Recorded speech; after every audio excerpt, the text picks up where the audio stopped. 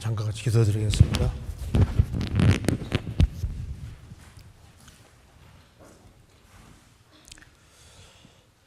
자비로우신 우리 아버지 하나님, 오늘도 저희들을 한자리에 불러 모아주시고 하나님의 말씀으로 교훈받게 해주신 것을 감사합니다. 이 시간 주 성령께서 함께 해주시고 우리의 마음과 생각을 열어주시고 하나님의 말씀을 바르게 깨달아 알 수 있도록 도와주시고 이 말씀들이 우리 심령 깊이 새겨지도록 역사해 주옵소서. 그리고 교회가 계획한 모든 일에 주님이 앞서 행해 주시고 우리 모두를 귀하게 사용해 주옵소서. 또 국내와 세계 전도의 길을, 전도의 문을 더욱 열어주시고 또 신실한 일꾼들을 더 많이 세워주신 것에 대해서 감사드립니다.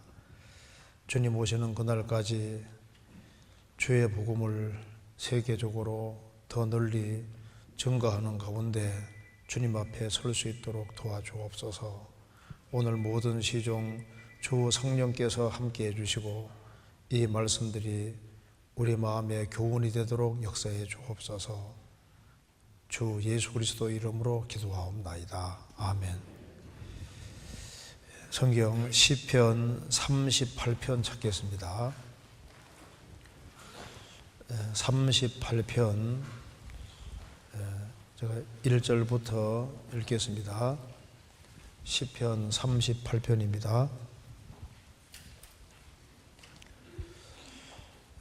여호와여, 주의 노로 나를 책하지 마시고 분노로 나를 징계치 마소서.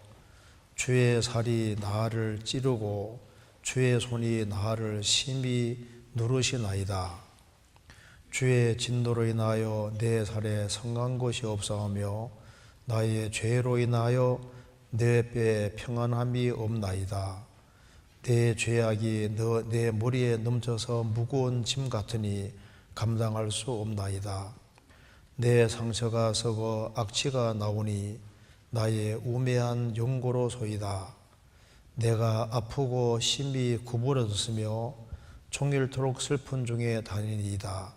내 허리에 열기가 가득하고 내 살에 성한 곳이 없나이다. 내가 피곤하고 심히 상하였음에 마음이 불안하여 신음하나이다. 주여, 나의 모든 소원이 주의 앞에 있사오며 나의 탄식이 주의 앞에 감추이지 아니하였나이다. 자, 2절을 같이 읽겠습니다. 주의 살이 나를 찌르고 주의 손이 나를 심히 누르시나이다. 거기까지입니다. 미주 선교 잘 다녀왔습니다. 이번에 꽤 긴 기간 동안 미주 지역을 다녀왔습니다. 이제 제가 동부 지역에는 자주 가지 못했는데 이번에 미주 동부 지역에 가보니까 몇 년 전에 갔을 때보다 훨씬 교회가 발전된 것을 볼 수 있었습니다. 이번 10월 2일에 이제 미국에 출발해서 3일부터 5일까지 시카고 교회에 방문해서 며칠간 이제 그 말씀을 전하고 신방하고 이제 교제를 가졌는데요. 시카고 교회 젊은 사람들이 굉장히 많더라고요. 많고 아주 신앙이 좀 살아있다는 것을 아주 많이 느꼈습니다. 그리고 이제 6일부터 12일까지는 워싱턴 교회 그 전도 집회를 갖고 토요일 날 오전에 이제 또 같이 집회를 하고 주일 끝나고 난 다음에 또 집회를 만들어 놔가지고 집회하고 그래서 워싱턴 교회 일주일 동안 전도 집회를 가졌습니다. 그리고 뉴저지 교회로 이제 이동해서 월요일날 이동해서 13일부터 월화수 이제 그리스도인들의 그 신앙생활에 대해 집회를 하면서 미주 지역의 전도인들이 다 모여서 전도인 수련회를 같이 가졌습니다. 그래서 여기에 미국에서 미국이라는 게 얼마나 큰 나라인데 미국에서 한국에 있는 전도인들이 가서 그 미국 사람들과 그리고 이제 또 한국에 있는 사람들 그리고 스페인권에 있는 사람들에게 이제 전도를 열심히 하는 것을 봤습니다. 선교사들이 스페인, 멕시코에 있는 분들이 이제 미국에 많이 살기 때문에 언어 배우는데 정신이 없어요. 그러니까 영어 하랴, 스페인어 하랴 굉장히 바쁜 걸 봤습니다. 할 때 이번에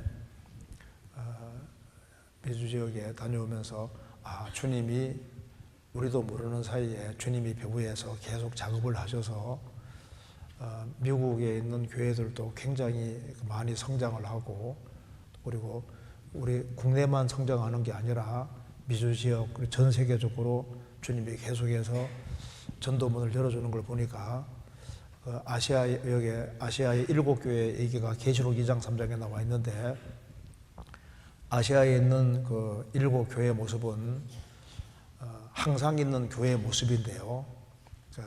초대교회 사도들 당시에는 아시아 7교회 중에서 에베소 교회의 모습이 두드러진 모습이었습니다. 그 다음에 박해받는 교회 시대 때는 7교회가 있지만 서머나 교회 그 모습이 두드러지게 강했는데 우리 시대에는 7교회가 있는데 이제 라오디게아 교회의 모습이 굉장히 이제 많다고 할 수 있는데 그 중에도 빌라델비아 교회는 주님이 열린 문을 두시고 전 세계적으로 이제 복음 전해지게 만들어 주셨는데 좀 주님이 재림할 때까지 빌라델비아 같은 교회가 있는 겁니다. 그래서 우리 교회가 빌라델비아 같은 교회가 아니겠는가 그런 생각도 많이 하게 됩니다. 할 때 지금 무사히 다녀왔고요. 근데 시차가 좀 있긴 있는데 뭐 설교는 할 수 있을 것 같습니다. 오늘 여기 시편 38편을 중심으로 조금 말씀을 드려보겠습니다. 또 계속 관심 가져주시고 기도해 주신 것에 대해서 감사드립니다. 여기 시편 38편, 39편은 연결이 되어 있습니다. 연결되어 있는데 똑같은 배경으로 되어 있는데요. 오늘은 여기 시편 38편과 9편을 연결시켜서 다음 주에 좀 자세히 말씀드리고 38편 오늘은 2절 말씀을 좀 중심으로 좀 말씀을 같이 생각해 보려고 합니다. 여기 시편 38편 2절에 주의 살이, 여기 살은 화살입니다. 주의 화살이 나를 찌르고 주의 손이 나를 심히 누르시나이다.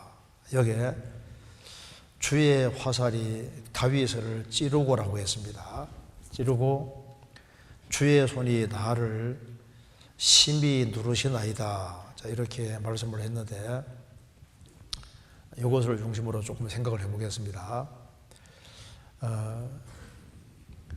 성경에는 화살에 대한 말씀이 많이 나와 있는데 이제 하나님이 사람을 향해서 이제 쏘시는 화살이 성경에 몇 가지가 나와 있는데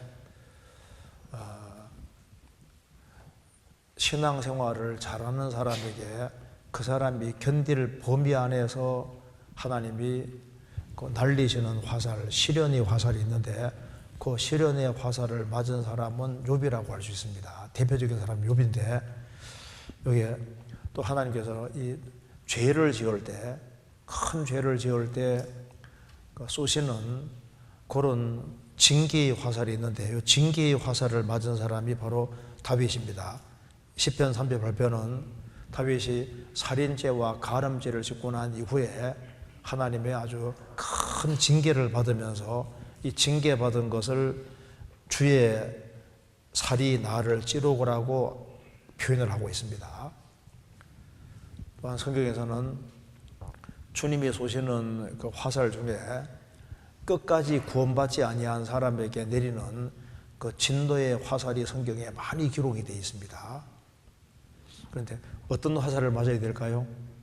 그 끝까지 주님께 버티다가 구원 안 받고 멸망하는 진도의 화살을 맞을지 아니면 불순종의 길을 걸어서 이제 징계의 큰 화살을 맞을런지 아니면은 맞는 김에 시련의 화살을 맞으면 얼마나 좋겠어요. 그죠?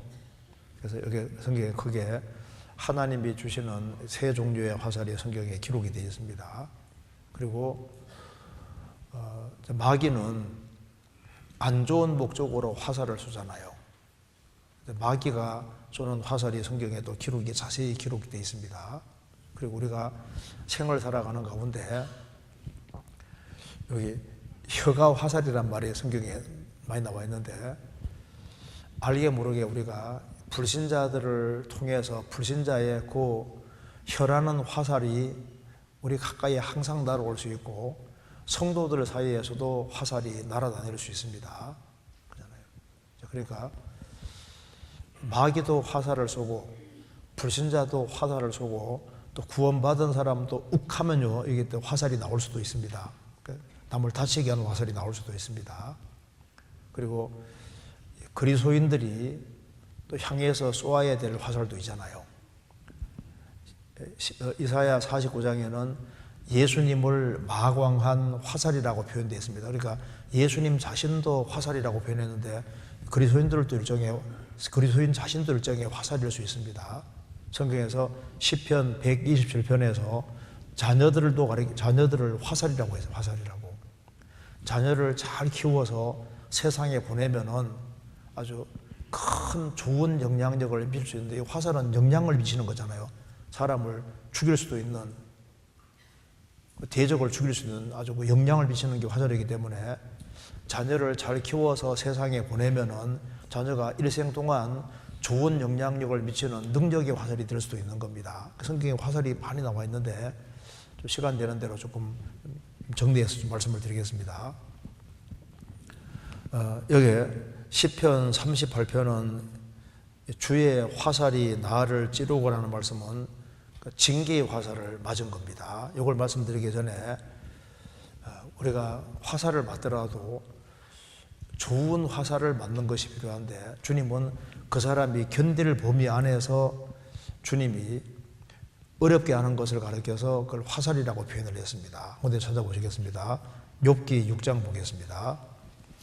이건 좋은 의미의 화살입니다. 욥기 6장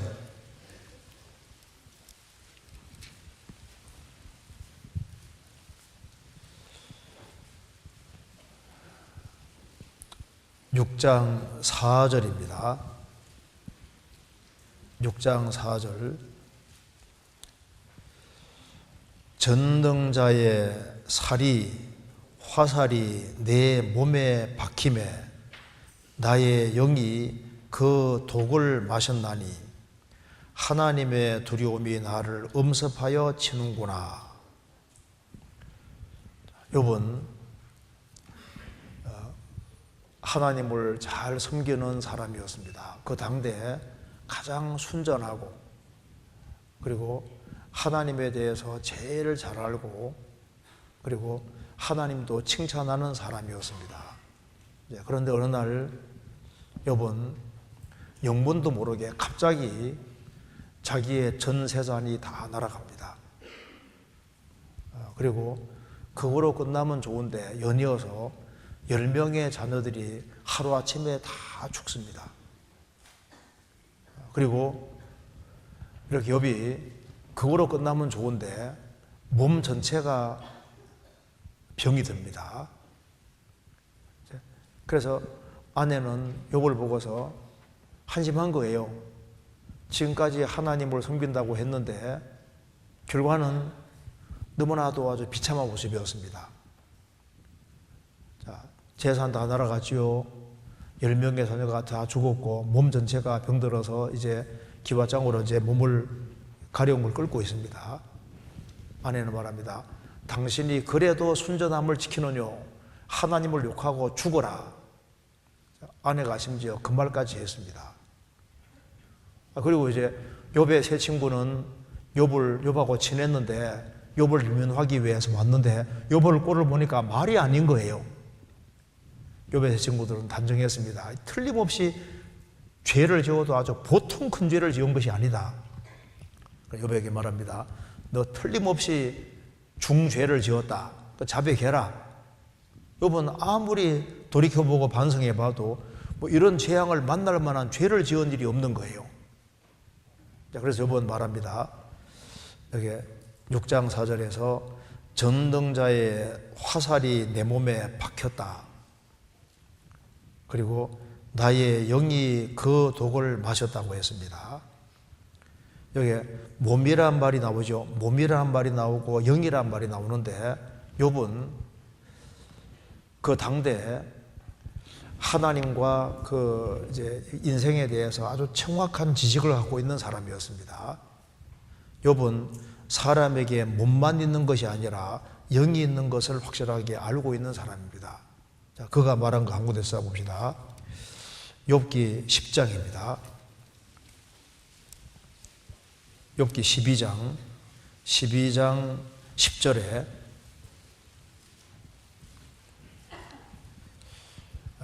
생물들의 혼과 인생들의 영이 다 그의 손에 있느니라. 그 생물들은 혼까지 있습니다. 인생들의 영이 다 그의 손에 있는데 인생들에겐 영이 있습니다. 영. 그러니까 사람은 몸만 있는 것이 아니라 영이라는 것이 있고 또 욥은 그 사실을 확실하게 알고 있는 사람이었습니다. 욥기 10장 12절에 생명과 은혜를 내게 주시고 권고하심으로 내 영을 지키셨나이다. 욥은 영에 대해서 확실하게 얘기를 하고 있습니다. 이렇게 말하면 어떤 사람들은 짐승도 영이 있는데 이렇게 말하는 사람이 있는데 짐승은 영이 없어요. 영이 없다고 하면 이 구절을 갖다 댑니다. 한번 잠깐 찾아봅시다. 전도서 3장 보시겠습니다. 전도서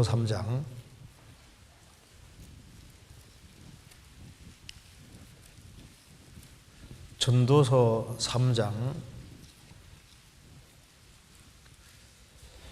19절입니다. 인생에게 임하는 일이 짐승에게도 임하나니 이 둘에게 임하는 일이 일반이라. 다 동일한 호흡이 있어서 이에 죽음같이 저도 죽으니 사람이 짐승보다 뛰어남이 없으면 모든 것이 헛됨이로다. 다 흙으로 말미암았으므로 다 흙으로 돌아가나니 다 한 곳으로 가거니와 인생의 혼은 위로 올라가고 짐승의 혼은 아래고 땅으로 내려가는 줄을 누가 알랴. 여기 1번 밑에 보면은 히브리 말로 영이라 그랬죠. 어떤 사람은 이거 보고서 인생의 영은 위로 올라가고 짐승의 영은 아래고 땅으로 내려간다. 그러니까 짐승도 영이 있다는데 그거 아닙니다. 이게 무슨 말이냐면은 여기 히브리 말로 이게 영이 루아흐입니다. 루아흐인데 뜻이 여러 개가 있어요. 그러니까 루아흐는 아주 전치바보라 말하면 큰 겁니다. 그 루아흐 속에 뭐가 들어있냐면은 우리가 공기도 루아흐라고 하고 우리 호흡도 루아흐입니다. 바람도 루아흐고 그러니까 영도 루아흐인 거예요. 그러니까 여기 인생의 루아흐는 위로 올라간다 그 말은 인생의 루아흐는 영은 하나님께로 간다는 말이고 짐승의 루아흐는 아래로 내려간다 그 말은 짐승의 호흡은 꺼지면 끝난다 그런 말인 거예요. 여기 보면은 그 혼이라고 되어 있는 이것이 여기 19절에 혼 동일한 호흡이 있어. 호흡. 이 호흡이란 말도 루아흐거든요. 그러니까 이것이 히브리 사람이 이걸 읽으면은 인생의 루아흐는 위로 간다 그 말은 인생의 영은 위로 간다는 뜻이고 짐승의 루아흐는 아래로 내려간다 그 말은 짐승은 호흡이 죽으면 끝나면 끝난다 그 말인 거예요. 이걸 가지고서 짐승이 영이 있다 이렇게 말하면 안 됩니다. 인간만 하나님의 형상이고 하나님이 영이신 것처럼 인간에게도 영이 있는 겁니다. 인간만 하나님 형상이고 짐승은 하나님 형상이 아니에요. 그래서 독일의 역본에도 여기에 이제 혼이란 말 자체가 여기 호흡으로 이렇게 번역해 놨고 일본어 번역에도 호흡으로 된 것이 있더라고요. 그러니까 이게 인생의 혼은 위로 올라간다고 말은 인생의 영은 위로 올라가고 짐승은 호흡이 죽으면 아래로 꺼져버리고 없어진다 그 말인 거예요. 짐승은 영이 있는 게 아닙니다. 어쨌든 간에 욥은 사람이 육체만 있는 것이 아니라 영이 있다는 걸 확실하게 알고 있는 사람입니다. 그래서 욥이 말하기를 나의 이 가죽 이것이 썩은 후에 내가 육체 밖에서 하나님 보리라. 그는 나의 구속자가 살아계시니 후일에 그가 땅에 설 것이라. 그는 메시아가 세상에 오신다는 것도 분명히 알고 있는 사람이고 나의 부인 보정인이 저 하늘에 계시다는 것도 알고 있는 사람입니다. 그리고 욥은 그 당대에 아주 확실한 신앙 갖고 있는 사람이었습니다. 그래서 욥은 그 당대에 누구보다도 신앙생활을 바르게 하려고 하는 사람이기 때문에 욥의 세 친구들도 욥이 어떻게 살았는지를 이렇게 증거하고 있습니다. 욥기 4장 보겠습니다. 4장 3절.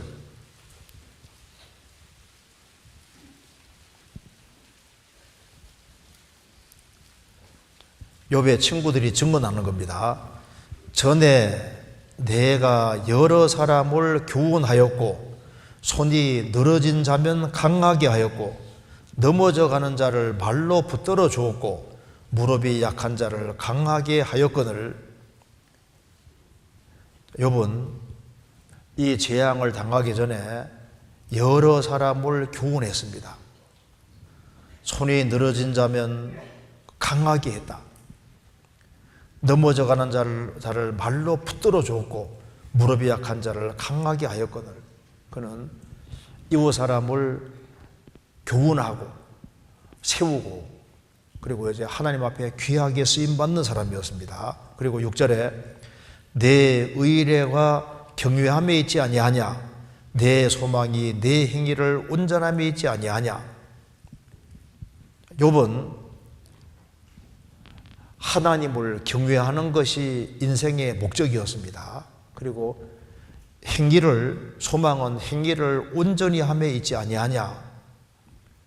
그래서 이런 하나님 중심으로 살고 이웃을 위해 살고 그리고 하나님 앞에서 행위를 아주 온전하게 바르게 하려고 하는 그런 마음으로 생을 살던 사람인데 너무나도 큰 재앙을 만났을 때 이걸 가리켜서 전능자의 화살을 맞았다고 표현을 했습니다.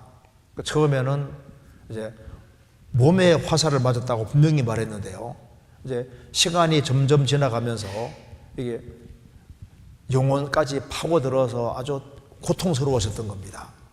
처음에는 그가 재산 다 날아가고 10명의 자녀가 다 죽을 때도 뭐라 했습니까? 주신 자도 하나님이시오 취하신 자도 하나님이라고 하면서 영광 돌렸습니다. 몸 전체가 병들 때에도 영광을 돌렸습니다.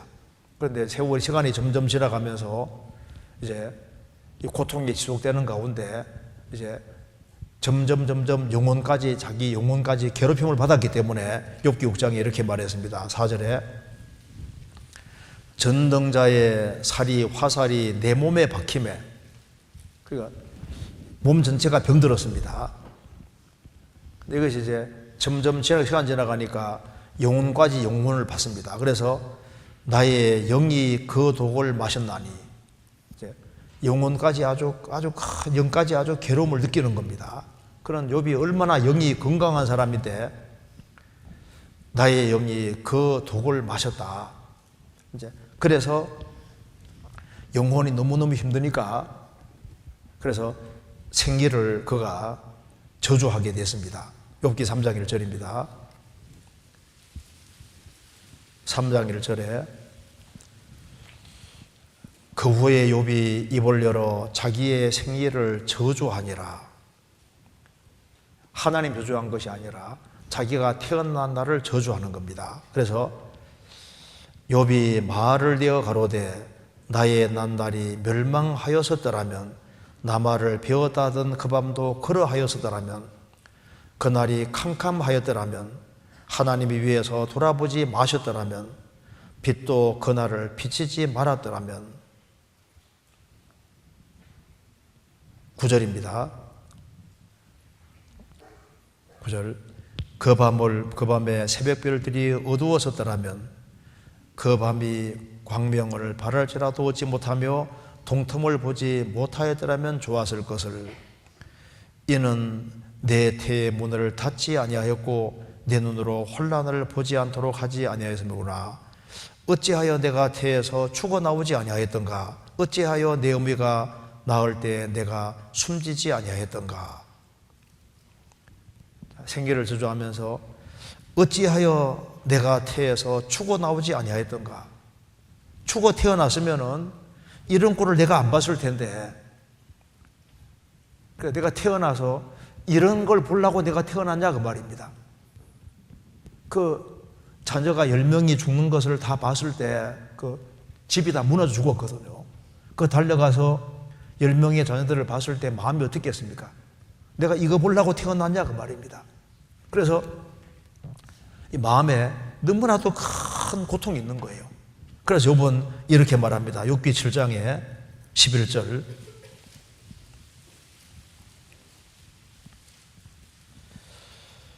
그런즉 내가 네 입을 금하지 아니하고 내 마음의 아픔을 인하여 말하며 내 영혼의 괴로움을 인하여 원망하리이다. 내가 바다니이까 용이니까 주께서 어찌하여 나를 지키시나이까. 욥은 말합니다. 영혼에 너무나도 큰 괴로움이 생겼습니다. 하나님, 내가 바다라도 된다는 말입니까? 무슨 말이냐면 이렇게 조그마한 인생에게 이렇게 큰 시련 주면 어떻게 됩니까? 그렇게 말하고 있는 거예요. 내가 용이니까, 용은 강하잖아요. 약한 인생에게 이렇게 큰 시련 주면 어떻게 하십니까? 하는 말을 지금 하고 있는 겁니다. 그래서 욥은 전능자의 화살로 인해서 이제 인생이 너무 힘들고 비틀거리고 있는 겁니다. 그런 속에서도 그는 믿음은 확실하게 지키고 있습니다. 지금은 이해가 안 되지만은 하여튼 하나님의 뜻이 있다는 걸 그 속에서도 믿는 거예요. 그러니까 주님 이런 시련을 허락하시는 겁니다. 욥기 13장입니다.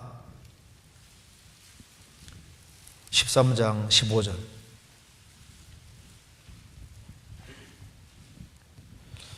그가 나를 죽이시리니 내가 소망이 없노라. 그러나 그의 앞에서 내 행위를 변백하리라.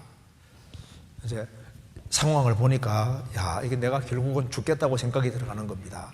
그가 나를 죽이시리니 내가 세상에는 소망이 없다.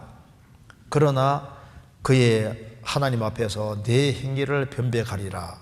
1번 밑에 그가 나를 죽이실지라도 나는 그를 의뢰하리니. 하나님 나를 이 상태로 데려간다 할지라도 나는 그래도 이해가 안 되어도 나는 하나님을 의뢰할 것이다. 이 세상에서는 내가 소망이 없다. 그렇지만은 나는 하나님을 의뢰하겠다. 나중에 하나님이 욥에게 나타나셔서 그를 배나 축복해 주십니다. 욥은 이유를 몰랐는데 나중에 이렇게 해서 하나님이 욥기를 기록해 주시려고 이런 어려움을 허락하셨구나. 이게 축복이었다는 걸 나중에 알게 됩니다. 그래서 하나님은 미워서 이런 걸 허락한 것이 아니라 욥이 신앙생활을 워낙 잘하고 있으니까 욥에게 특별한 축복을 주시려고 아주 특별한 고난을 허락하셨던 겁니다. 그러니까 이런 화살은 좋은 화살이잖아요. 근데 아무나 10명의 자녀가 죽는 이런 시련을 허락하지 않습니다. 하나님은 그 사람이 견딜 수 있는 범위 안에서 시련을 주실 수 있는데 더 큰 축복을 주시려고 시련을 주시는 거예요. 이런 시련의 화살을 맞는다면 얼마나 좋겠습니까? 근데 시련의 화살을 맞으면 좋겠는데 보통 징계 화살을 많이 받잖아요. 다윗은 징계의 화살을 맞았는데 이게 너무 큰 징계 화살을 맞았습니다. 왜? 인간으로 지을 수 있는 최고죄가 이 살인죄와 간음죄와 살인죄를 지은 거예요. 이제 그러니까 너무나도 큰 고통을 받게 되는데 이걸 이제 징계의 화살을 맞았다고 말하고 있는 겁니다. 시편 보시겠습니다. 38편. 이런 화살은 안 맞으면 최선이에요. 시편 38편 1절입니다. 여호와여, 주의 노로 나를 책하지 마시고 분노로 나를 징계치 마소서. 주의 살이 화살이 나를 찌르고 주의 손이 나를 심히 누르시나이다. 주의 진노로 인하여 내 살에 성한 곳이 없사오며 나의 죄로 인하여 내 뼈에 평안함이 없나이다. 내 죄악이 내 머리에 넘쳐 무거운 짐 같으니 감당할 수 없나이다. 내 상처가 썩어 악취가 나오니 나의 우매한 용고로소이다. 그러니까 살인죄와 간음죄를 짓고 난 이후에 내 죄악이 내 머리에 넘쳐 무거운 짐 같아. 감당할 수 없다. 너무나도 큰 죄를 지은 거예요. 그래서 18절에 보면은 내 죄악을 고하고 내 죄를 슬퍼함이니이다. 이게 이제 살인죄와 간음죄 때문에 뭘 하는 겁니다. 그래서 다윗은 이 범죄로 인해서 상상도 못하는 아주 엄청난 징계를 받게 됩니다. 그 징계를 여기에 화살이라고 표현했습니다.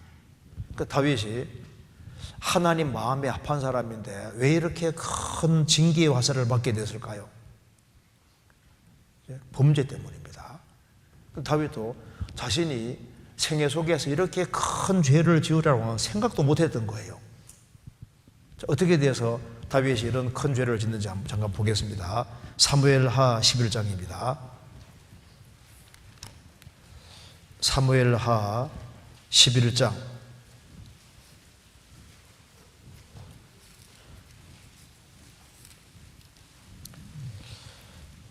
1절입니다.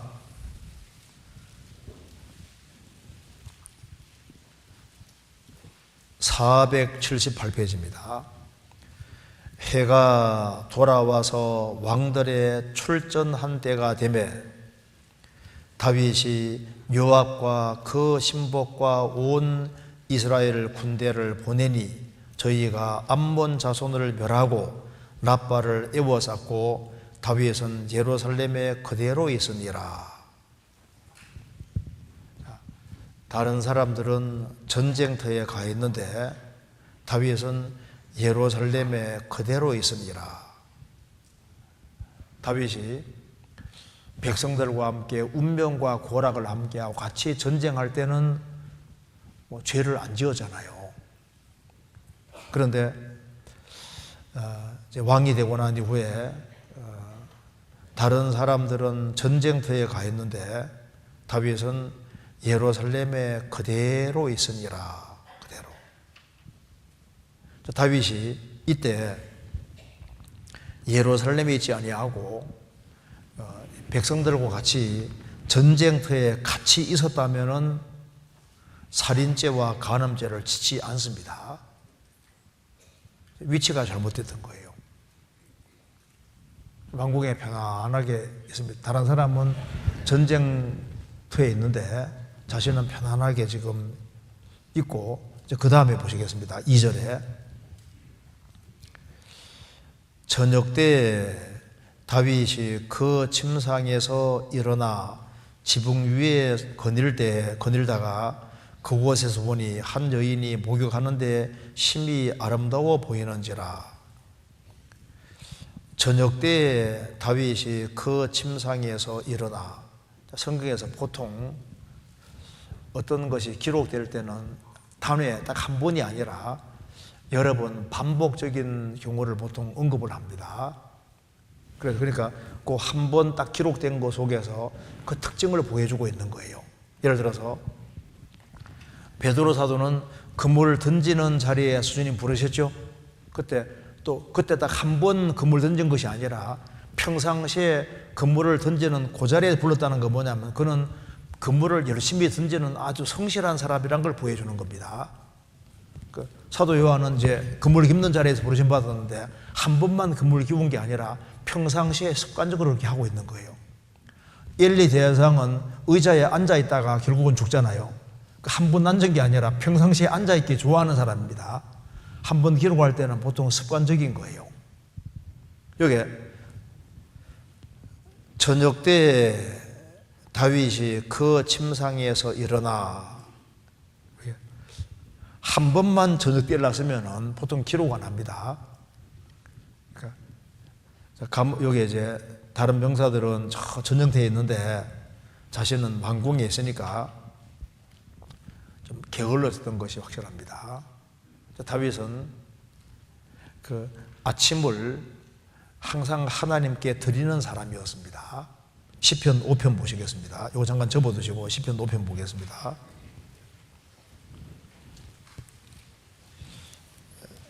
시편 5편 3절입니다.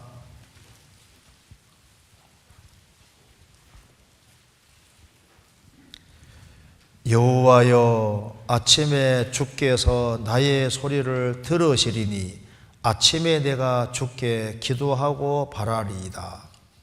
다윗은 아침에 일찍 일어나서 말씀과 기도로 하루를 시작하는 습관이 있는 사람이었습니다. 그래서 여호와여, 아침에 주께서 나의 소리를 들으시리니 아침에 내가 기도하고 바라리이다.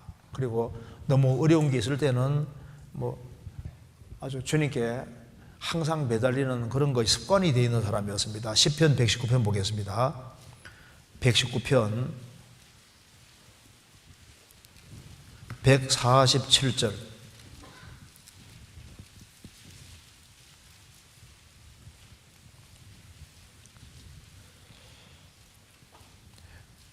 (147절) 내가 새벽 전에 부르짖으며 주의 말씀을 바라싸우며 주의 말씀을 묵상하려고 내 눈이 야경이 깊기 전에 깨었나이다. 내가 새벽 전에 부르짖으며 주의 말씀을 바라싸우며 주의 말씀을 묵상하려고 내 눈이 야경이 깊기 전에 깨었나이다.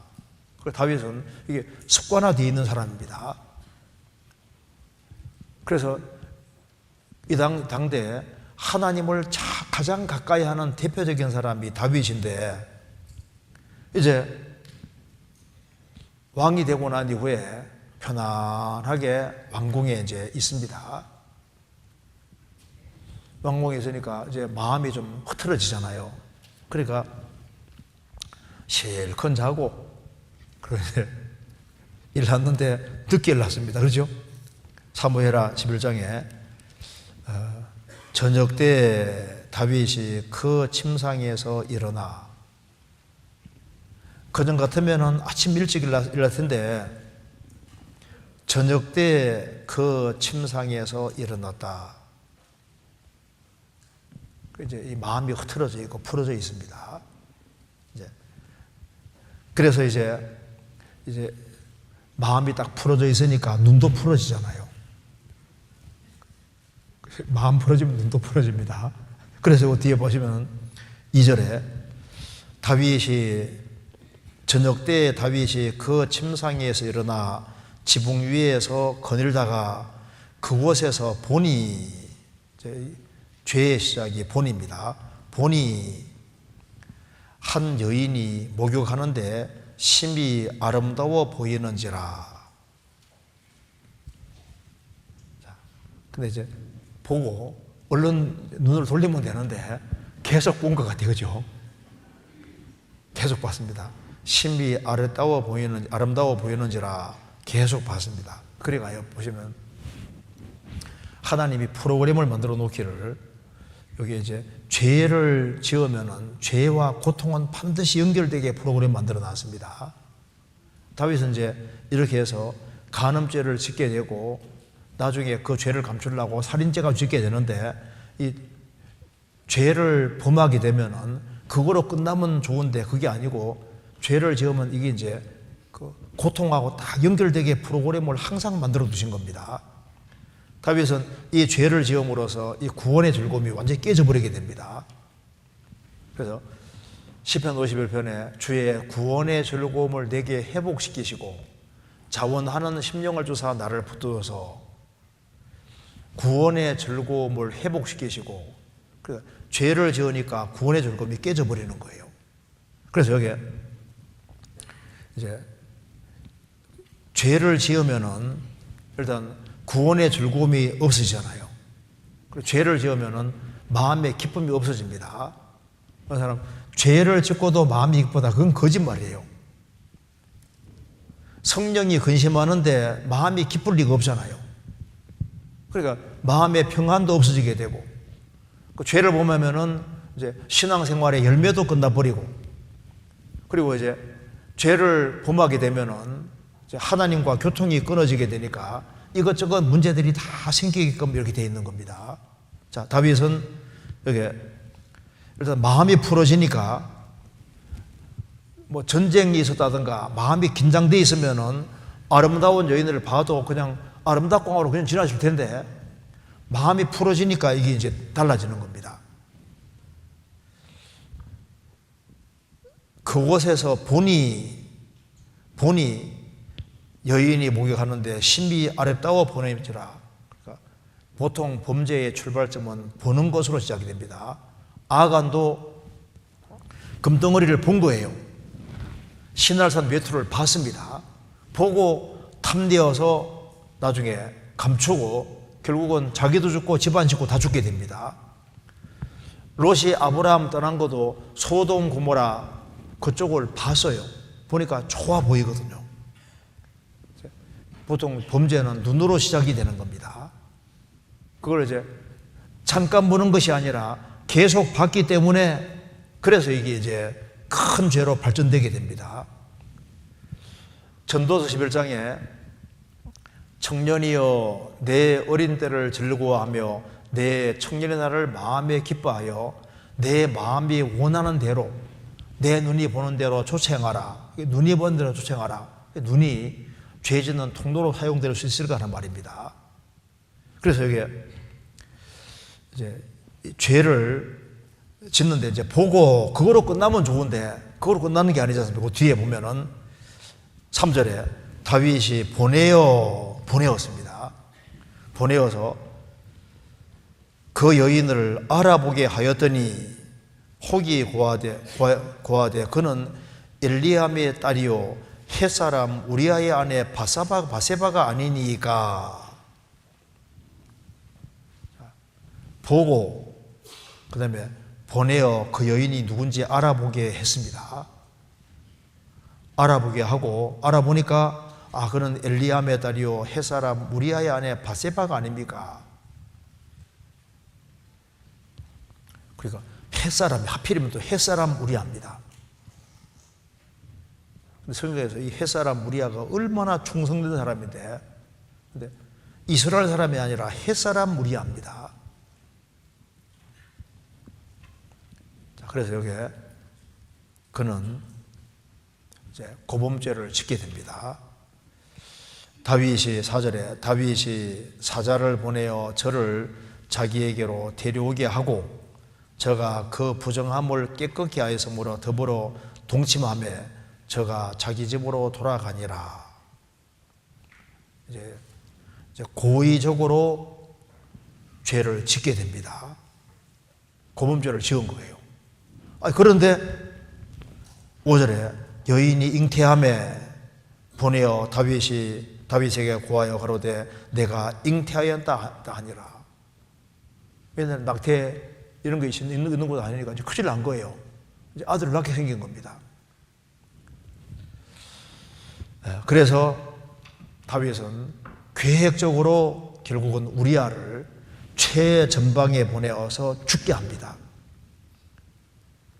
그래서 이제 끔찍한 살인죄까지 짓게 되는 거예요.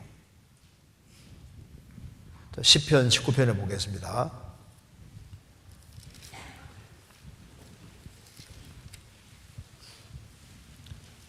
12절.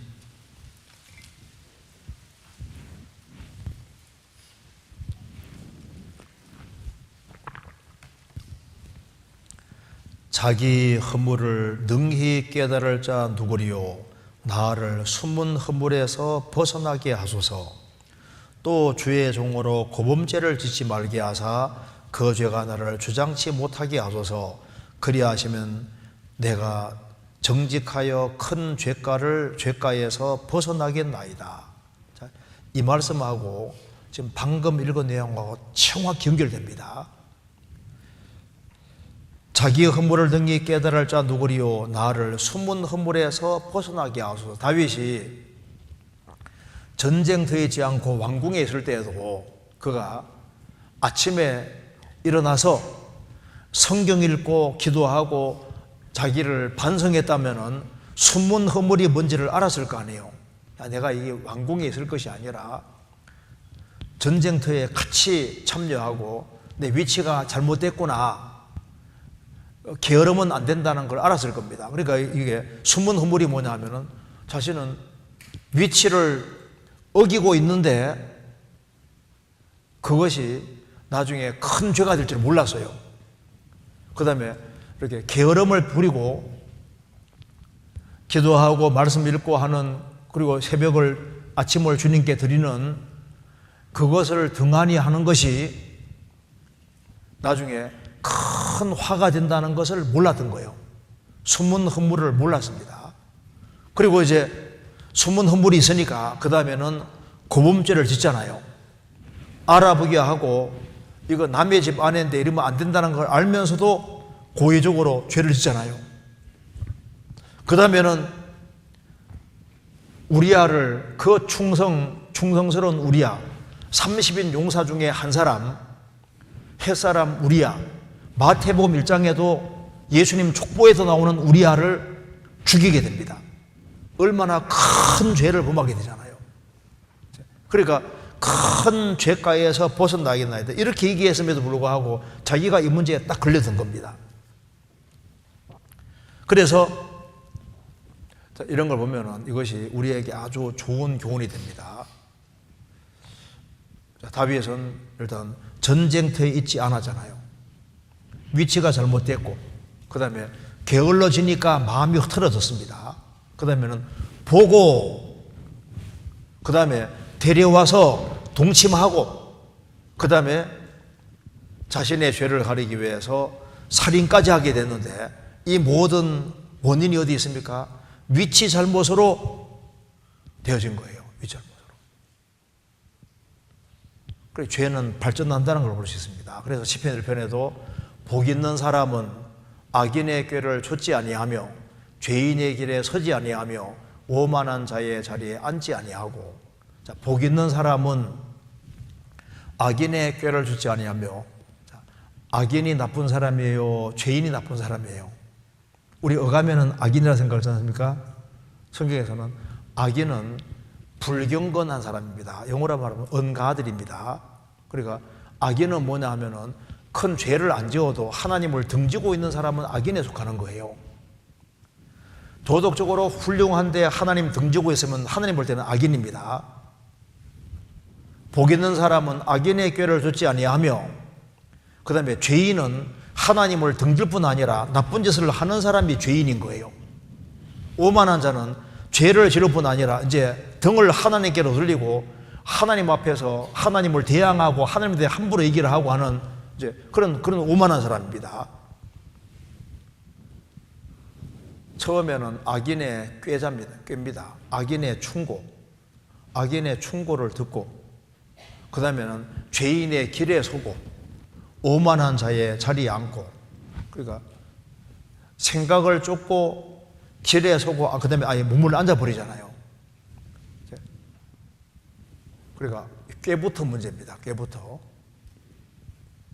악인의 충고부터 듣지 말아야 되는 거예요. 죄에 발전하는 모습을 볼 수가 있습니다.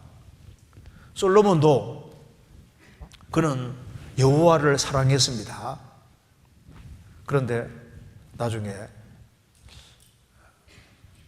애굽에서 공주 한 사람을 데리고 옵니다. 그리고 이제 그 다음에 점점 이방 여인들을 끌어들이잖아요. 그래서 그는 여호와를 사랑했는데 그 다음에 이방 여인들을 사랑했다고 성경에 표현되어 있습니다. 그러니까 사랑하는 거에 두 개가 생긴 거예요.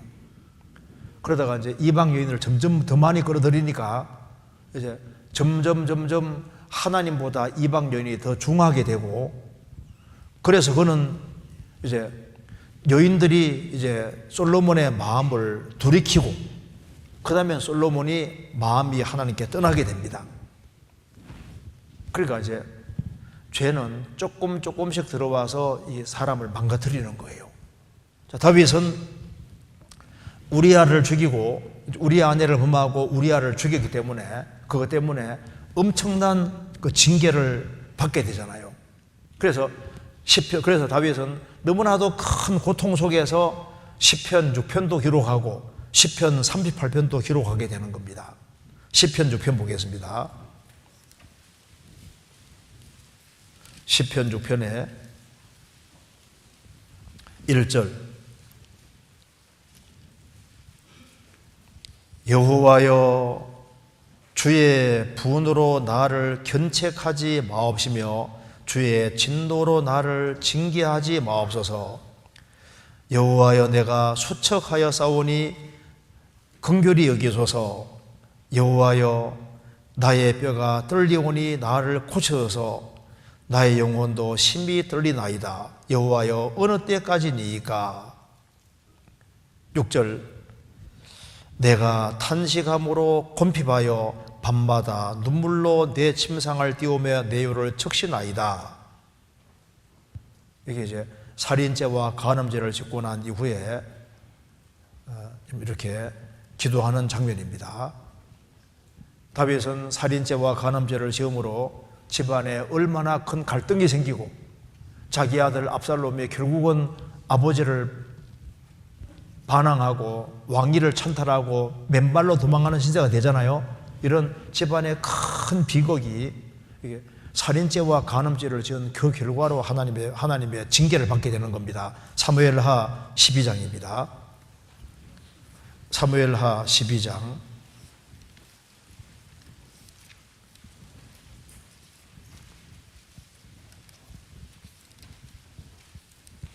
12장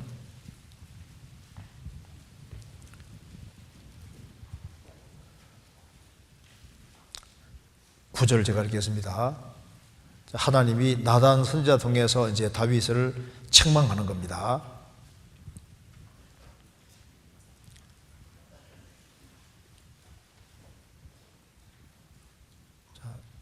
8절부터 제가 읽어보겠습니다. 내 주인의 집을 내게 주고 내 주인의 처들을 내 품에 두고 이스라엘과 유다 족속을 내게 맡겼느니라. 만일 그것이 부족하였을 것 같으면 내가 내게 이것저것을 주었으리라. 그러한데 어찌하여 내가 여호와의 말씀을 업신여기고 나 보기에 악을 행하였느뇨. 내가 칼로 햇사람 우리아를 죽이되 암몬 자손의 칼로 죽이고 그 철을 빼앗아 내 철을 삼아두다. 이제 내가 나를 업신여기고 햇사람 우리아의 철을 빼앗아 내 철을 삼았은즉 칼이 내 집에 영영이 떠나지 아니하리라 하셨고 여호와께서 또 이처럼 이르시기를 내가 내 집에 재화를 일으키고 내가 내 처들을 가져 내 눈앞에서 다른 사람에게 주리니 그 사람이 내 처들로 더불어 백주에 동침하리라. 너는 은밀히 행하였으나 나는 이스라엘 무리 앞에 백주에 이 일을 행하리라 하셨나이다. 다윗이 나단에게 이르되 내가 여호와께 범죄하였노라 하매 나단이 다윗에게 대답하되 여호와께서도 당신의 죄를 사하셨나니 당신이 죽지 아니하리니와 이 일로 인하여 여호와의 원수로 크게 회방할 거리를 얻게 하였으니 당신의 낳은 아이가 정령 죽으리이다 하고 나단이 자기 집으로 돌아가니라. 여기 보면은 다윗이 살인죄와 간음죄를 짓고 난 이후에 하나님께서 말씀하시기를 내가 너의 집에 재화를 일으킬 것이다. 집안이 아주 풍비박산 나는 겁니다. 그리고 내가 내 처들을 가져 눈앞에서 다른 사람에게 주리니 그 사람이 내 처들로 더불어 백주에 동침하리라. 자, 이 말대로 한번 읽어보시면 다윗 집안에 얼마나 큰 문제가 생겼습니까?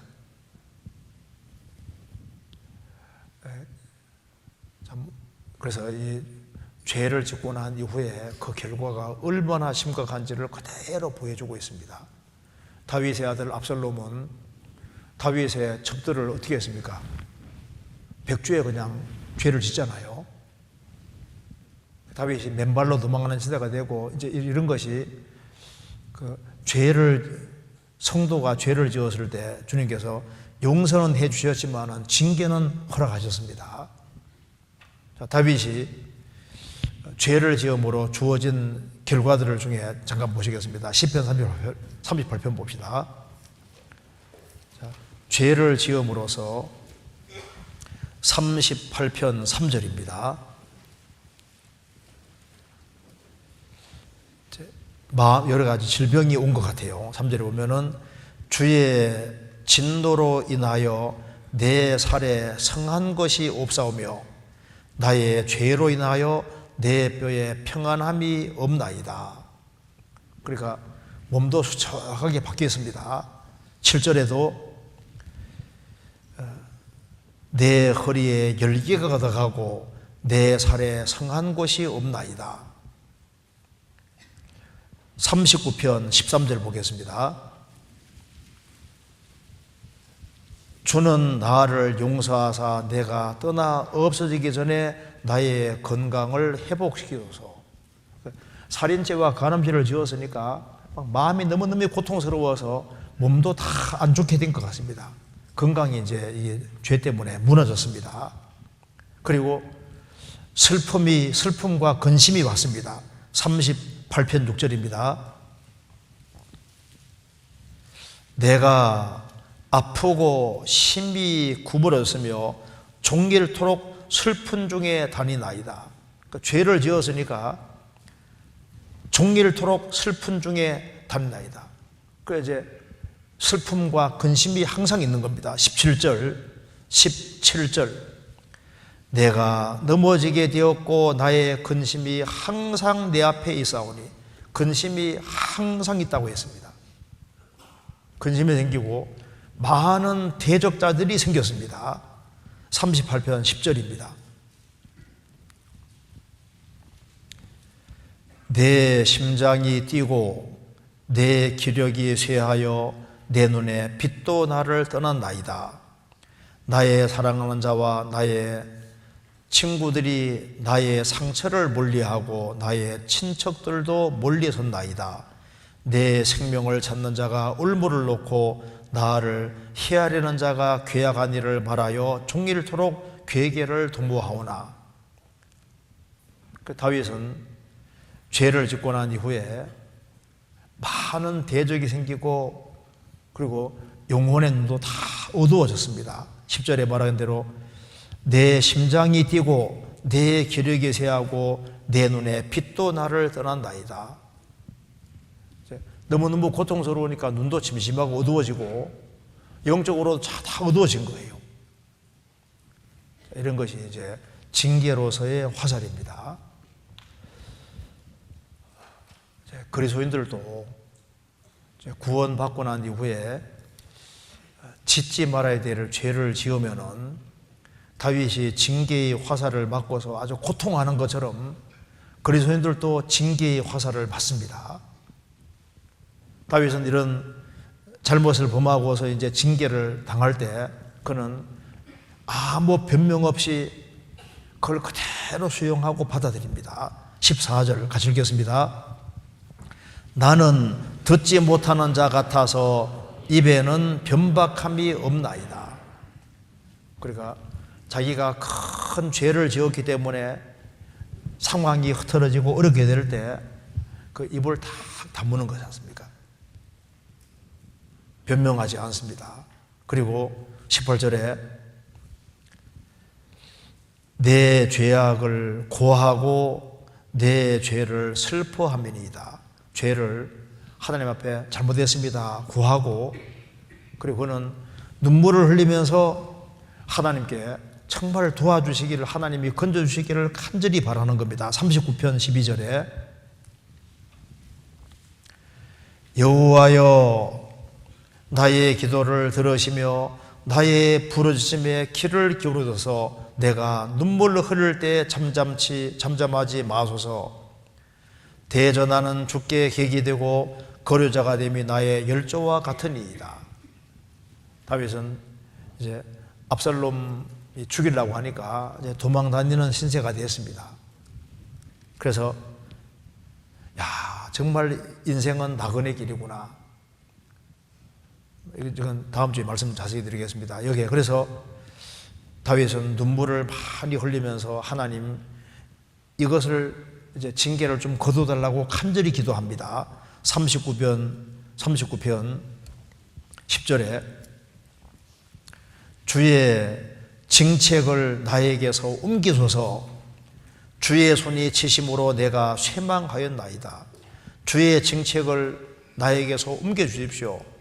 이제 내가 이제 너무 고통받고 있으니까 주님 이제 제발 이제 고통을 그만 주시고 이 책망을 좀 이제 옮겨 주십시오.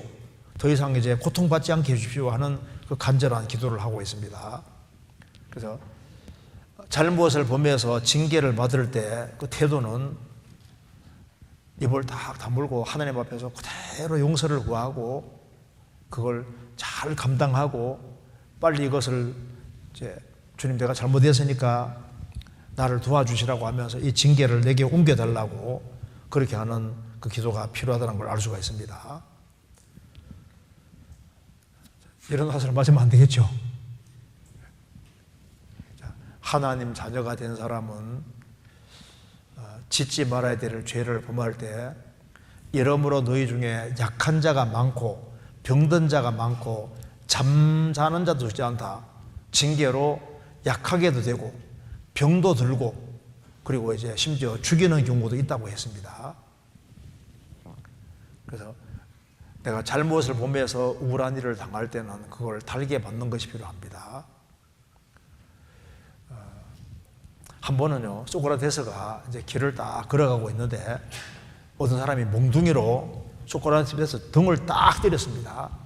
소크라테스는 그냥 아무렇지 않게 그냥 지나가는 겁니다. 왜 그 사람을 가만두는 겁니까? 야, 당나귀가 당신 차면은 당나귀 어떻게 해야 되냐고. 좀 멍청한 당나귀가 쳤으면 어떻게 해야 되냐고. 그 말귀를 못 알아듣는 그런 사람에 대해서는 굳이 왈가불가 싸울 필요 없다 그 말입니다.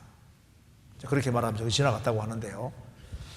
우리가 생활을 살아가는 가운데 여러 가지를 겪을 수가 있는데 내가 잘못을 범해서 그랬을 때는 그걸 다 달게 받고 그리고 다윗은 입을 딱 다무는데 이거 참 지혜로운 겁니다. 다윗은 나중에 알았습니다. 하나님이 이렇게 징계해 주시는 것도 사랑이라는 걸 확실하게 알았던 거예요. 왜 징계하시느냐? 사랑하니까 징계하시는 겁니다.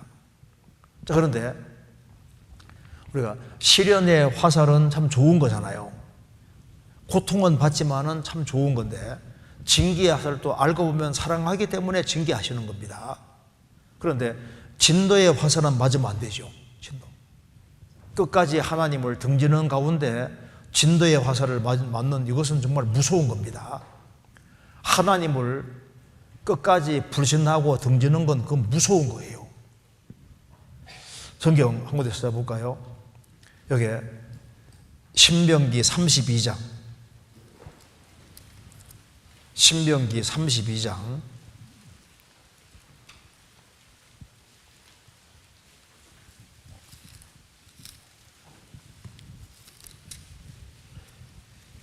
23절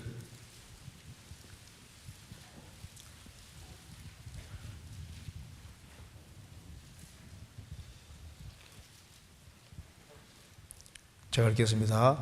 내가 재앙을 그들을 위해 쌓으며 나의 살을 화살을 다하여 그들을 쏘리로다.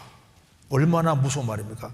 내가 재앙으로 그들을 위해 싸우며 나의 살을 다하여 그들을 쏘리로다.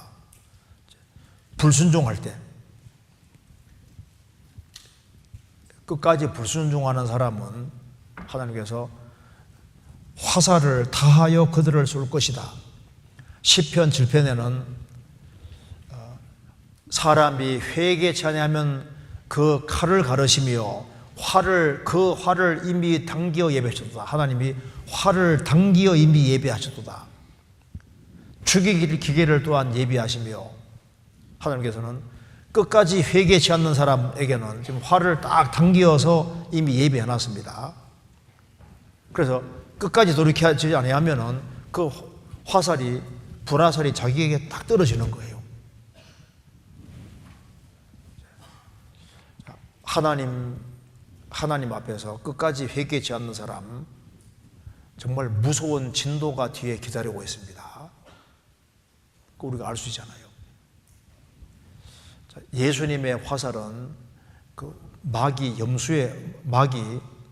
염통을 뚫는다고 했습니다. 시편 한번 보시겠습니다. 45편 시편 45편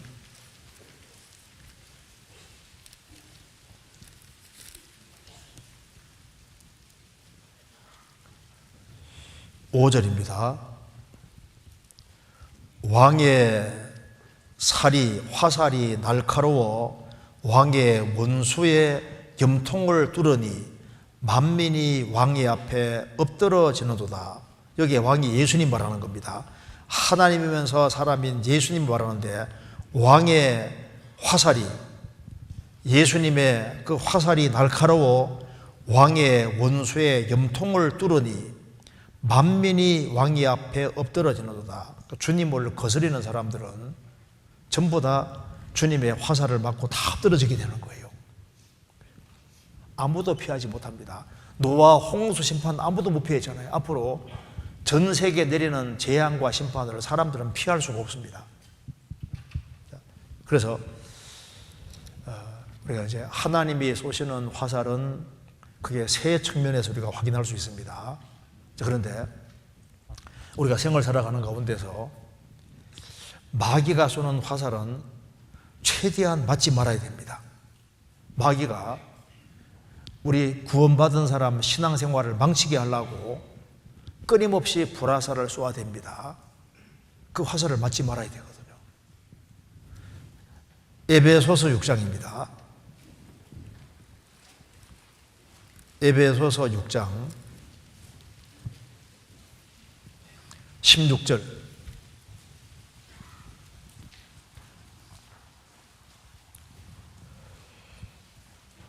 모든 것 위에 믿음의 방패를 가지고 이로써 능히 악한 자의 모든 화전을 소멸하고, 여기 모든 것 위에란 말은 이제 갑옷을 입을 뿐 아니라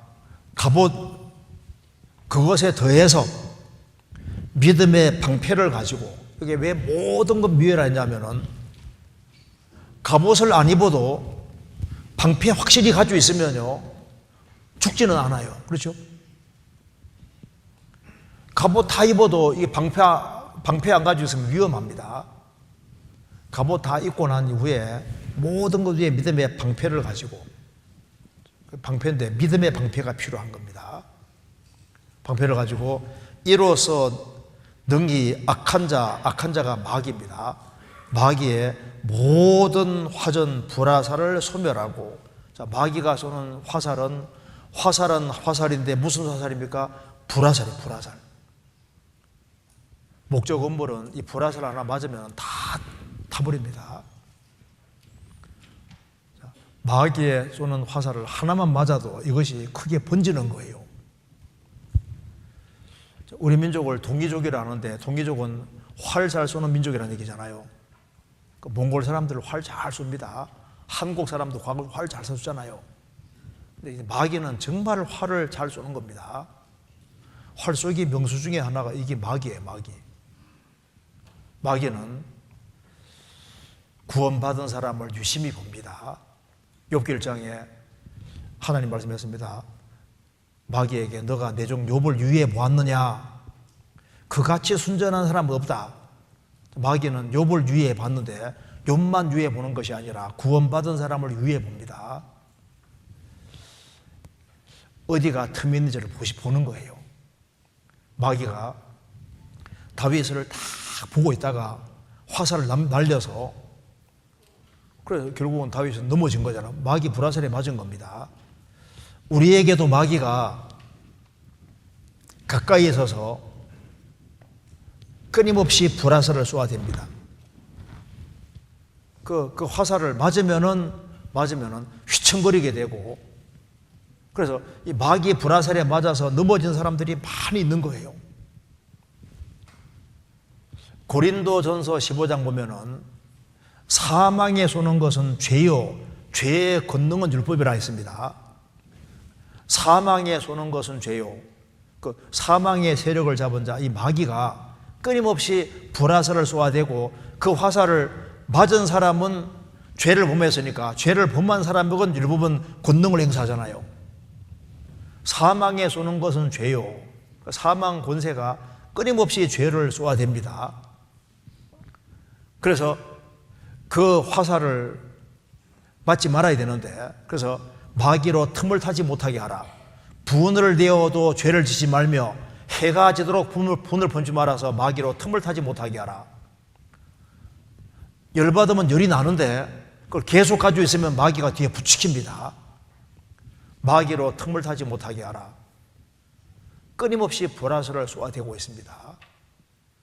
그런데 마귀가 불화살을 누굴 통해 쏘아대냐면 사람을 통해서 쏘아대는 거예요. 아담 자손은 타락된 기질이기 때문에 마귀가 불신자를 통해서도 화살을 쏘고 성도들을 통해서도 쏠 수 있습니다. 예수님이 죽으시겠다고 하니까 그 배후에 마귀가 있었습니다. 사탄이 잠깐 역사했습니다. 베드로가 말합니다. 주여 그리하지 마옵소서, 그 일은 결코 임하지 않을 겁니다. 예수님이 사탄아 물러가라, 너는 나를 넘어지게 하는 자로다. 예수님 가장 가까이 있는 베드로 사도 통해서 마귀가 치고 들어왔습니다. 마귀는 누구를 이용해서든 간에 넘어뜨리려고 불화살을 쏘아대는 거예요. 잠언 26장 보겠습니다. 26장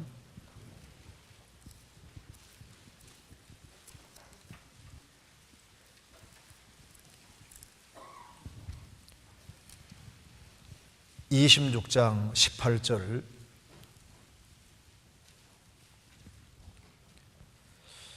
횃불을 던지며 화살을 쏘아서 사람을 죽이는 미친 사람이 있나니 자기 이웃을 속이고 말하기를 내가 희롱하였노라 하는 자도 그와 그러하니라. 횃불을 던지며 화살을 쏘아 사람을 죽이는 미친 사람이 있나니 자기 이웃을 속이고 말하기를 내가 희롱하였노라 하는 자도 그러하니라.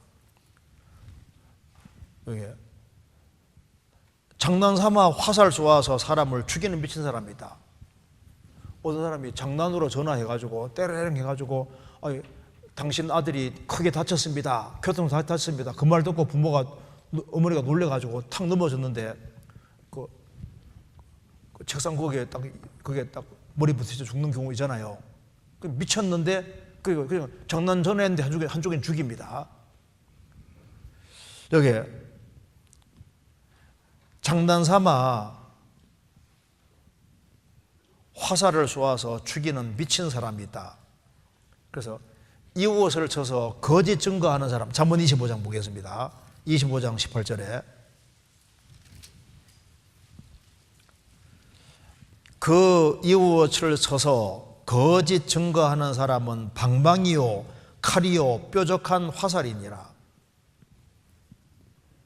그러니까 이게 혀가 잘못하면 이게 방망이가 되고 칼이 되고 뾰족한 화살로서 이게 죽일 수도 있는 거예요. 예레미야 9장 8절에도 그들의 혀는 죽이는 화살이라고 했습니다. 구원을 받은 사람을 넘어뜨리려고 마귀가 딱 넘보는데 사람 통해서 넘어뜨리려고 합니다. 시편 11편 2절입니다.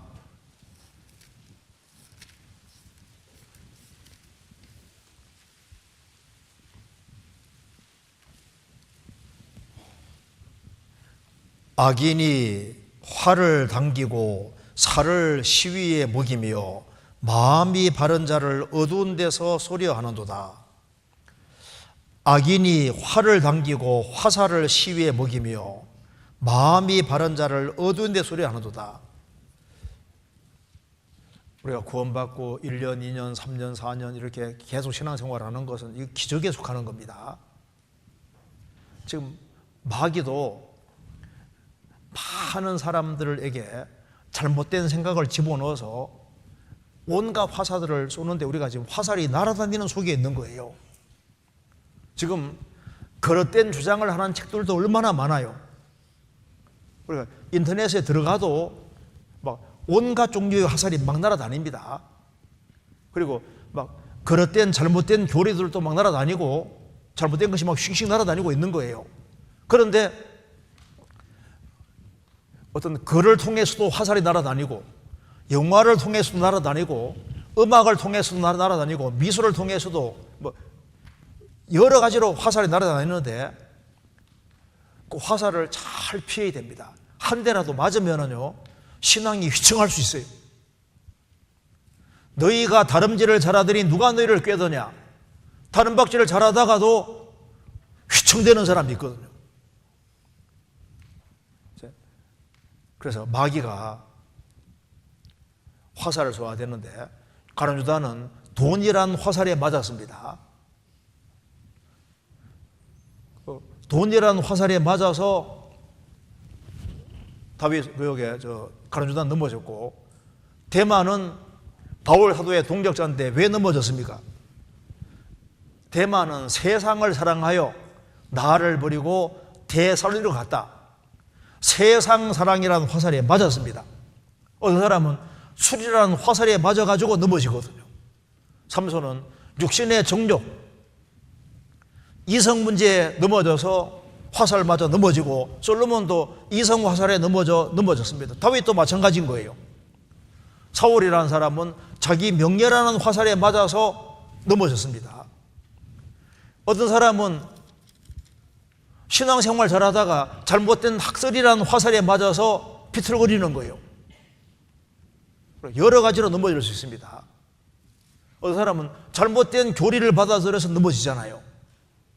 여러 종류의 화살이 있습니다. 마귀의 화살을 잘 피해야 됩니다. 피하고 절대 화살을 맞으면 안 되거든요. 사실 화살을 정말 많이 맞은 사람은 요셉입니다. 요셉은 화살을 잘 피해서요. 성경을 찾아보겠습니다. 시편 창세기 49장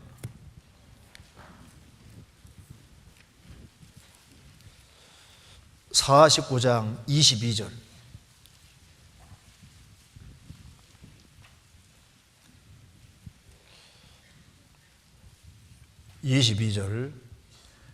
요셉은 무성한 가지고 샘 곁에 무성한 가지라. 그 가지가 담을 넘어도다. 활 쏘는 자가 그를 학대하며 그를 쏘며 그를 군박하였으나 요셉의 활이 도리어 경강하며 그의 팔이 힘이 있으니 야곱의 전능자의 손을 힘입음이라. 그로부터 이스라엘의 반석인 목자가 나도다. 요셉은 가지였습니다. 가지는 나무가 아니라 가지는 연약하잖아요. 요셉은 야곱의 11번째 아들입니다. 참 형제들이 볼 때도 가지처럼 연약해 보일 수 있습니다. 그렇지만 요셉은 가지긴 가지인데 무성한 가지고 샘 곁에 무성한 가지라. 그 가지가 담을 넘어도다. 요셉은 하나님을 의지함으로 크게 번창하고 영광스럽게 되었습니다. 그는 여기 보면 활 쏘는 자가 그를 학대하며 요셉을 쏘며 그를 군박하였으나, 요셉은 이복 형제 집안에 태어났습니다. 10명의 형들이 얼마나 요셉을 화살로 쏘았습니까? 그런데 그것에 영향을 받지 않았습니다. 17살에 형들의 미움받아서 은이집에 팔려서 내려갈 때 얼마나 큰 상처를 받았겠습니까? 그런데 그는 상처받지 않았습니다. 잘 피했어요. 그리고 이국 땅에 살면서 이 완전히 다신교가 번창하는 그 애굽에서 여호와 하나님 믿는 신앙을 지킨다는 게 얼마나 어려워요. 그런 애굽에서도 많은 화살이 날아다니는 그 속에 살았는데 그걸 잘 피하고 보디발 아내의 유혹의 화살도 피하고 억울한 누명 쏘고 감옥까지 갑니다.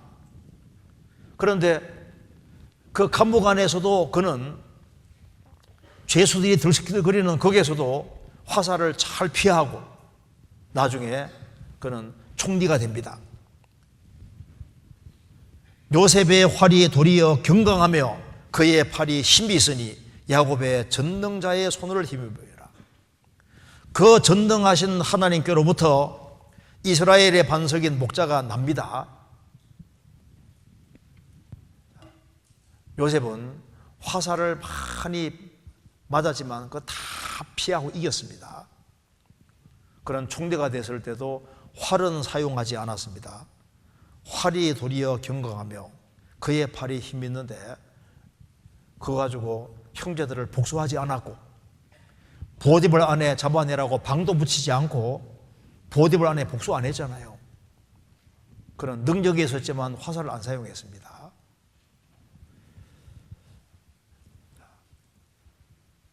우리가 화살을 어떻든 간에 안 맞아야 됩니다. 그리고 화살을 피할 수 있는 제일 좋은 길이 베드로 전서 4장에 말한 대로 고난으로 갑옷을 삼으라 그 말대로 그리스도께서 이미 육체의 고난을 받으셨으니 너희도 같은 마음으로 갑옷을 삼으라. 이는 육체의 고난을 받은 자가 죄를 거쳤음이니 그 고난은 죄의 화살을 피할 수 있는 제일 좋은 길에 속하는 겁니다. 한가하면은 죄 짓기가 쉬워요. 그렇죠? 그래서 여기에 마귀가 화살을 가지고 있고 우리 주변에 불신자들도 많은 화살을 쏘고 심지어 성도들도 화살을 쏘아서 그 성도들을 고통받게 할 수도 있습니다.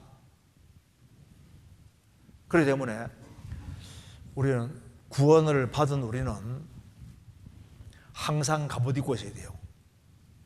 그래서 이 아방을 베나다시 이제 침공하려고 할 때 항복해라 그러니까 아합이 뭐라 그랬습니까? 갑옷 입은 자가 갑옷 벗은 자 같이 자랑하지 못하리라 그런 말을 했습니다. 무슨 말입니까? 베나다 네가 아무리 그 군대가 많다 할지라도 아직 안 쏴봤잖아. 아합이 말합니다. 갑옷 입은 자가 벗은 자 같이 자랑하지 못하리라. 너는 지금 갑옷 벗는 것은 전쟁에 승리하고 난 다음 벗는 거예요.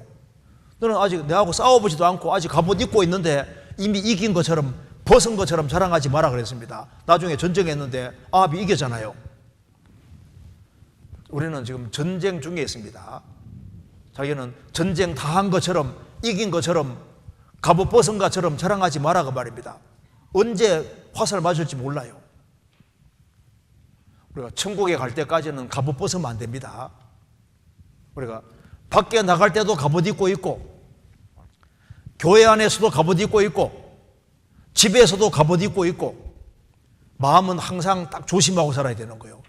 언제 화살 날아올지 모르거든요. 그래서 마음에 딱 각오를 하고 살면은 그러면 큰 문제 없이 우리가 신앙생활을 잘할 수 있습니다. 그리고 여기에 구원을 받은 사람도 화살을 가지고 있어야 되는데 사실 이 말씀이 일종의 화살입니다. 예수님께서도 마귀 이기실 때 기록되었으되 그 말씀으로 이기잖아요. 하나님 말씀이 우리에게 화살이 됩니다. 우리는 마귀를 뭐로 이길 거냐 그 말입니다. 시련을 뭐로 이길 거냐 그 말입니다. 하나님 말씀으로 우리는 이기는 거예요. 기록되었으되 우리는 하나님의 말씀의 화살을 날리는 겁니다. 그래서 우리가 가능하면 하나님 말씀을 많이 전통에 가지고 있고 그래서 염려가 탁 오면 뭐라 합니까? 화살 탁 해가지고 기록되었으되 너희 염려를 다 주께 맡겨버리라. 다 난리 되지 않습니까? 화살을 좀 많이 가지고 계시죠? 화살을 많이 가지고 있어야 돼요. 그래서 마귀를 향해서 화살을 잘 내야 될 겁니다. 그리고 여기 하나만 더 보겠습니다. 여기 시편 127편 보시겠습니다. 127편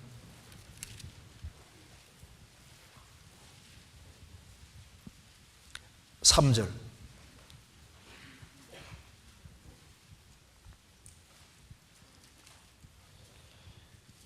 자식은 여호와의 주신 기업이요 태의 열매는 그의 상급이로다.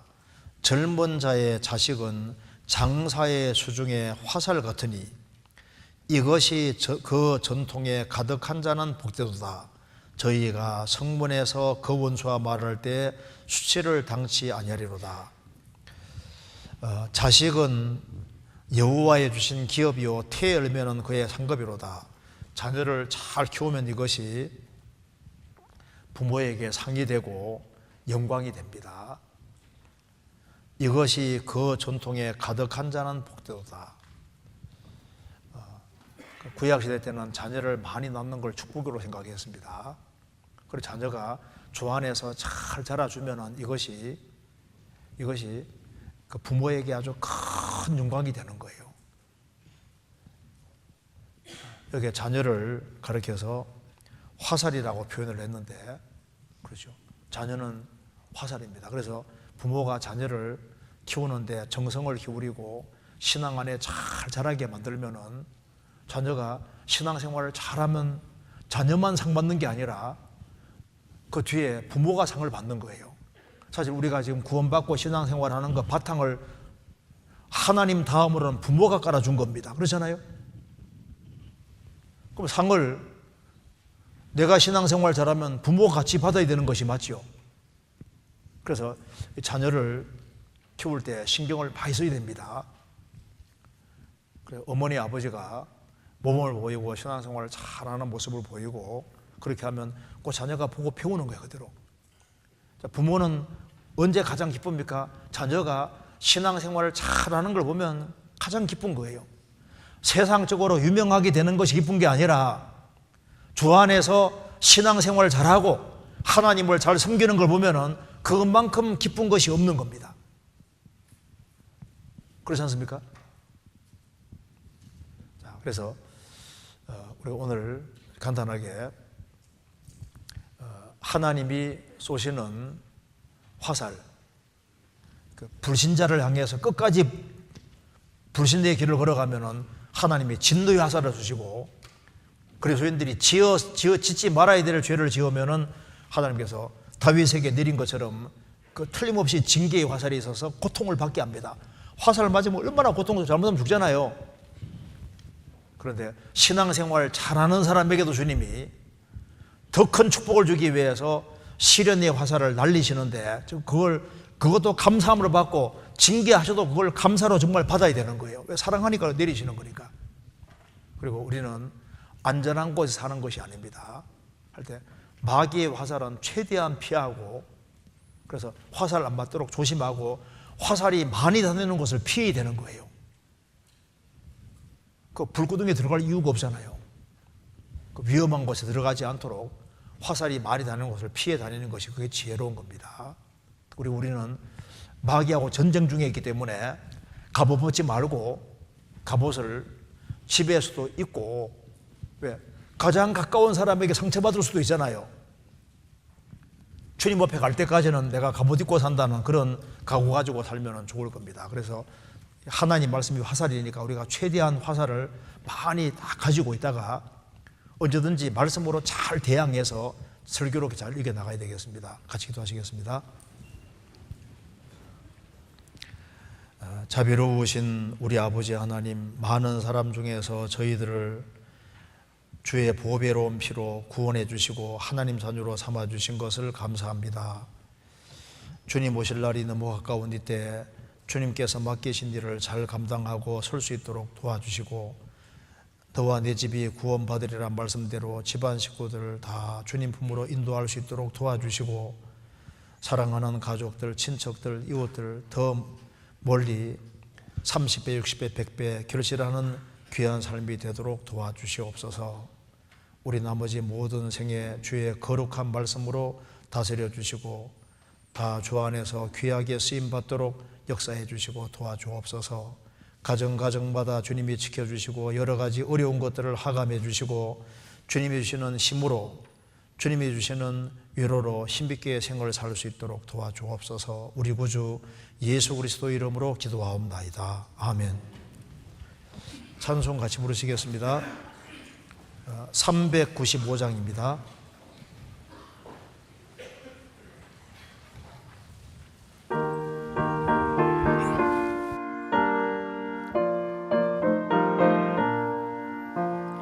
너 시험을 당해 범죄치 말고 너 용기를 다해 곤눈이 쳐라. 너 시험을 이겨 새 힘을 얻고 주 예수를 믿어 늘 승리하라.